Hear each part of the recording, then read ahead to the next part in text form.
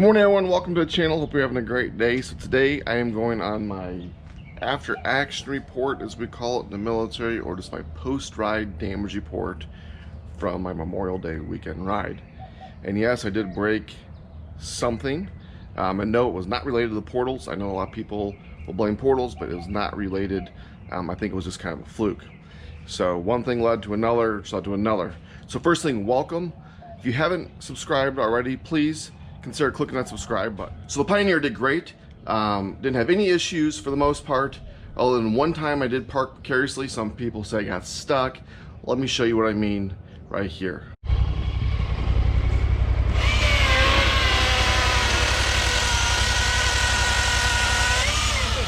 No more gas chainsaw this time. That's cheating, you know. I know. And it's worth.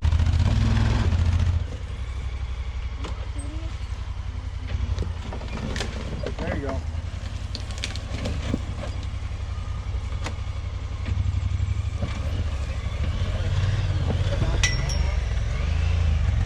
So as you can see, it was just a tree branch that got in the way. I just kind of side straddled it. I couldn't get enough traction. I was just sliding back and forth on the log. Oh well, pulled the chainsaw out before I did any damage. So what did I break? Well, really nothing. But let me show you what happened. I didn't get any film of it. So we're looking at the passenger side upper A-arm, and what happened is this nut right here, this is not the original nut that was on there, had backed off. And I snapped a couple of the threads off, and it had come up. And honest to God, if I didn't have this gusset I made, if you haven't checked that video out, go ahead and look at them. I think I would have twisted this A-arm off. So basically what happened, the nut backed off, and it the bolt came out, and the whole A-arm just twisted, kind of like that, and all the weight was right here. And this is the one A-arm tab that people tend to rip off.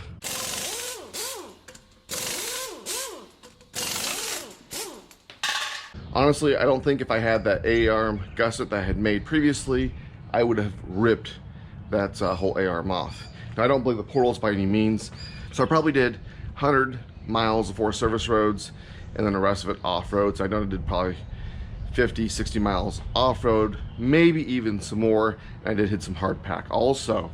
So when that came off, the whole wheel just kind of twisted. It did not fall, but the A-arm kind of tilted down a little bit. And when it took a couple of us, I pulled the driver's side up on some rocks, put a jack under here. So I will be adding a jack to my equipment list. I actually already have one. Once all that happened, the alignment also got thrown off. I did a quick trail fix. I loosened the jam nuts. I did an eyeball alignment at our next stop. I tightened everything back up. So in order to get that fixed, I grabbed my bag of tools. I carry extra nuts. I did not have the bolts. So I've already ordered the bolts. They should be here in a couple of days. I'm going to replace that bolt completely because I don't know if I fatigued it or not, but there's this, they're like $3 a bolt. Just replace it. And then after I get that replaced, I'm gonna go ahead and I'm gonna do another alignment, because it'll only take 10 or 15 minutes to get everything bolted back up. Other than that, zero issues, other than I hit my service interval number 2, which is just checking, make sure everything's greased and whatnot. The only other damage, I don't really call it damage, I call it character, is just some scratches. Obviously all the way around I have some more scratches. On the driver's side, I do have a few more deep scratches. The nice thing is I can replace these panels fairly cheap and relatively easy. They just unbolt. Other than the A-arm bolt, really nothing other than some cosmetic damage happened. I got some scratches, not a big deal to me. So now it's time to clean up the Pioneer. I already have the pressure washer out. I'm gonna pressure wash everything, shine it up just a little bit, and then I need to do my number 2 servicing, which will involve greasing everything up, going through the service manual. I will change the portal oil again. I know it's not due, but I'm trying to get it on that 1 and 2 servicing every 600 miles. So I'm gonna go ahead and do that. And at the same time, I'm gonna change my rear differential oil. And again, I know it's not due, but that rear differential hits 280, 300 degrees on a regular basis as I drive around the roads. And you know what, for the 12 bucks it cost me, why not just do it? So one last thing I did want to show you, I had a couple questions on it already, is my glove compartment lock. I've had some people ask about it. It's a really simple mod to do. I never made a video on it because I didn't have my YouTube channel at the time. I forget where I got the lock. I think it was Lowe's for like $7 or $9. Let me show you. And it's right here, and it just turns to unlock. Now here's what you have to do is there's the lock and it's threaded in. I guess it's coming out a little bit. Here is my OEM right there.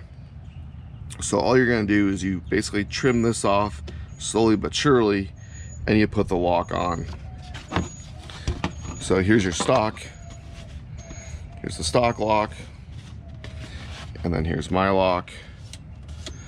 It just goes in there like this. And then with these, you can just change the codes. So it's a great idea if you are like me and you drive this thing around all the time. I keep my insurance papers in there and whatnot. And it just keeps people's sticky fingers off. And then with my hillbilly brake, if I ever am nervous, I can go ahead and set that and put the lock on. And it just makes it that much harder for somebody to push these things away. If you look at most side-by-sides out there, all you gotta do is pop it in neutral and you can push these things away. With that hillbilly brake, once you have the key to the lock that you put on there, they can't push it away. And then with the glove box lock, people just don't know where you're going. So I'm gonna go ahead, I'm gonna get this thing cleaned up. I hope you liked today's video. Don't forget to like, share, subscribe, and until next time.